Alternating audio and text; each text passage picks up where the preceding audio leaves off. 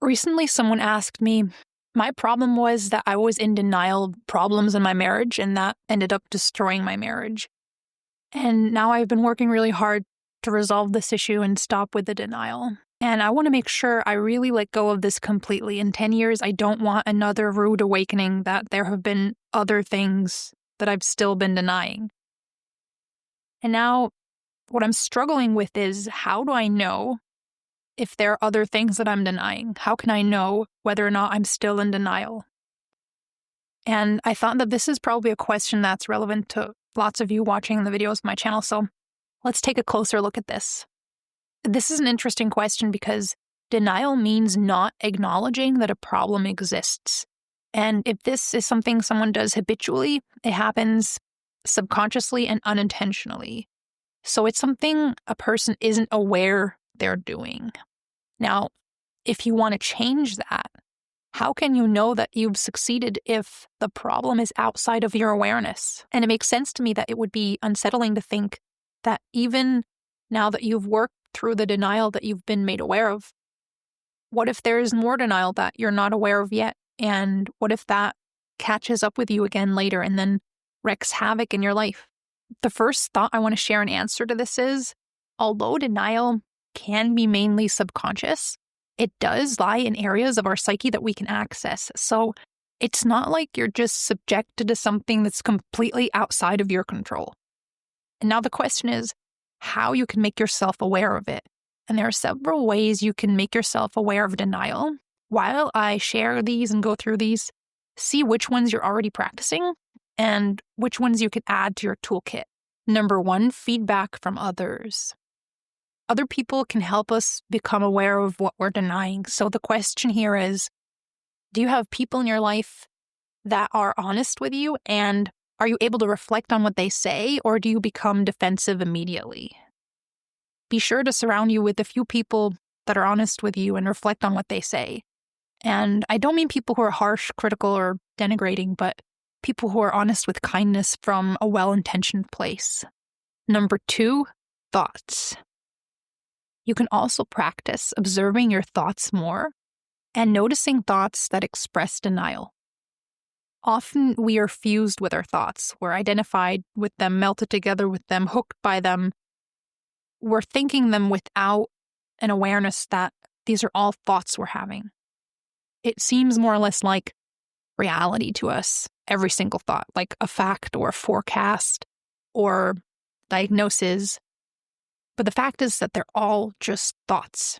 Some of them may be true, some might not be, some might be helpful, some aren't. And it helps to become more aware of your thoughts as thoughts. Because there is a part in us that thinks and a part in us that can observe the thoughts that occupy the part in us that thinks.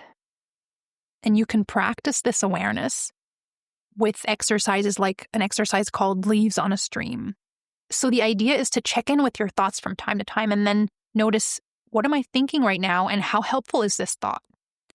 And take note specifically of thoughts that express denial so you can be sure not to let them dominate your actions and decisions. These are thoughts like, oh, it's nothing, when you haven't checked if it might be something. Or thoughts like, it'll get better on its own, I don't have to do anything. When that's something you're hoping for because it would be more comfortable, but nothing you actually know in that moment. Become more aware of thoughts that are dismissive, minimizing, or rationalizing of problems because you wish you didn't have to deal with something. And then don't allow these thoughts to take hold of the steering wheel. Be willing to look at evidence that contradicts the hypothesis that you don't have to take a closer look at something or that you don't have to take action. Number 3, you can also practice checking in with your behavior and noticing and then changing typical denial behaviors. Some common ones are avoiding conflict, checking out of relationships or conversations, distracting yourself with unhealthy comforts like excessive work, overdoing it with a hobby, addictions, or affairs, responding in defensive ways when someone brings something up that makes you uncomfortable, but that might be true, deflecting with humor, changing the topic when something uncomfortable comes up, getting into the same difficult situation over and over, but not asking yourself why or how you can change it. Number 4, emotions. Another way to notice denial is to check in with your emotions from time to time and see, what am I feeling right now? And could denial have something to do with the emotions that have come up? And what does it feel like when you're in denial or you want to avoid something? The more you know what this feeling feels like in your body, the better you can recognize it when it comes up and then do something to the contrary of denial. You can ask yourself, where do I feel it in my body? How deep inside me does this feeling go? And if I were to draw an outline of this feeling, what shape would it have? What is its consistency like, or what does the consistency feel like? Does it feel more like something liquid, solid, or a gas? If it had a temperature, what would that be? And if it had a color, what color does this feeling have? What would it feel like to touch? Is it squishy, smooth, soft, rough? And is it moving or still? Is there some sort of pulsation or vibration in it? And it might sound really weird to think about a feeling like this, like why would a feeling have a color or a temperature? And you don't have to be able to answer all these questions. The idea is to get as familiar as you can be with this feeling so that it'll be easier to recognize. And the more you can have an idea of this feeling for all of your senses, the more you can flesh it out, so to say, the easier it is to recognize. That's the idea of all of these questions. Number 5, signs from your body. What are signs from your body that you're in denial? Whenever you feel off, it's important to notice that and not to brush it off as, oh, it doesn't matter. These are important signs from your body that something's going on in your life that needs to be looked at. When someone is excessively in denial or avoidance, they might feel pressure or tension in their body. They might breathe in shallow and constricted ways. They might feel numb and disconnected from physical sensations. They might also experience physical symptoms that they can't really explain, like sudden anxiety attacks, headaches, fatigue, or other signs of chronic stress.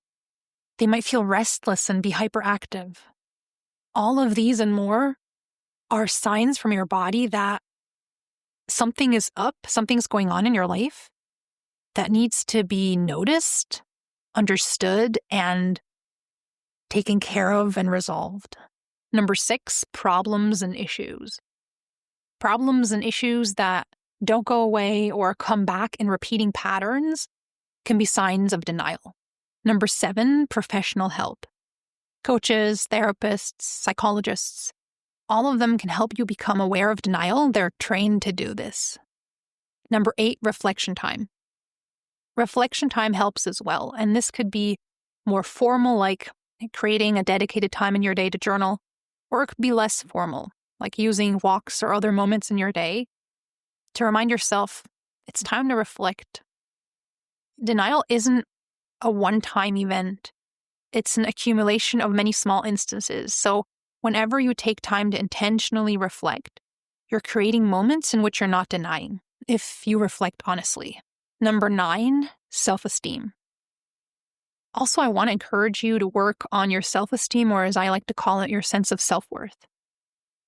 This is because denial is an unhelpful coping strategy, right? And it comes from a place of feeling overwhelmed and helpless. And when you strengthen your sense of self-worth, that gives you the inner strength you need to face the challenges, problems, and difficulties you've been avoiding by denying their existence. A strong sense of self-worth gives you the strength to reflect on your role and contribution to difficult situations because you learn to separate the difficulty you're having from your value, worth, and goodness as a person. You can face the difficulty because you know it just means that you're struggling on the outside and that you're still a good person on the inside. Separating the not-so-good behavior from your good identity helps you work through the not-so-good behavior because you don't feel threatened to your core. When we feel threatened in our sense of being a good person, we get overwhelmed. And then we're quick to jump into denial because we want to reestablish our sense of being a good person. If you can separate the not so good behavior from your good identity, you won't feel overwhelmed.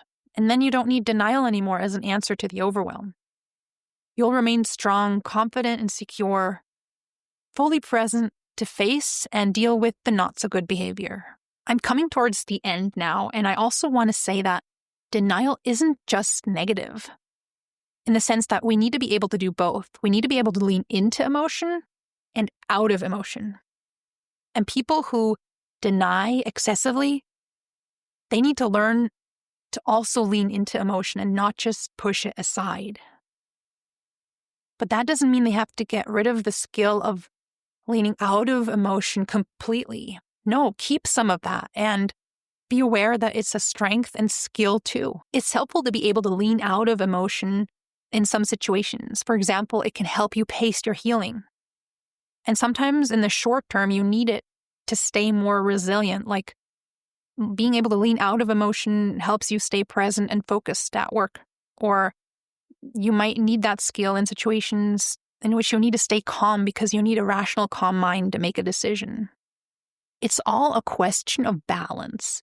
And a healthy life is a balance and an oscillation between leaning in and out of emotion. Also, I want to congratulate you on your self-awareness and courage in facing your denial. That's huge. That's really valuable and helpful. Another important thought, you don't have to reach a state of perfection with this. Like I mentioned earlier, crises that come from denial are the consequence of many small instances of denial. The goal is for you to reduce your denial so that it doesn't lead to crises anymore. If there's a little bit of denial going on here or there, that's not going to break a relationship or lead to crisis. The goal is a life of checking in with your emotions regularly. It's not to have absolute awareness or certainty about what's going on in your psyche at every single moment. That's not possible or necessary. I understand that you might like to achieve that state because you've been unaware of denial in the past, but trying to get to perfection with this would be swinging from one extreme to the other. And then that can get you stuck in helplessness, hopelessness, rumination, or compulsive self-questioning because you're trying to do something that's not possible, and that would make anybody upset. Okay, I wish you all the best. Till next time, take care. And remember, a healthy life is a life of oscillating back and forth between leaning into and out of emotion.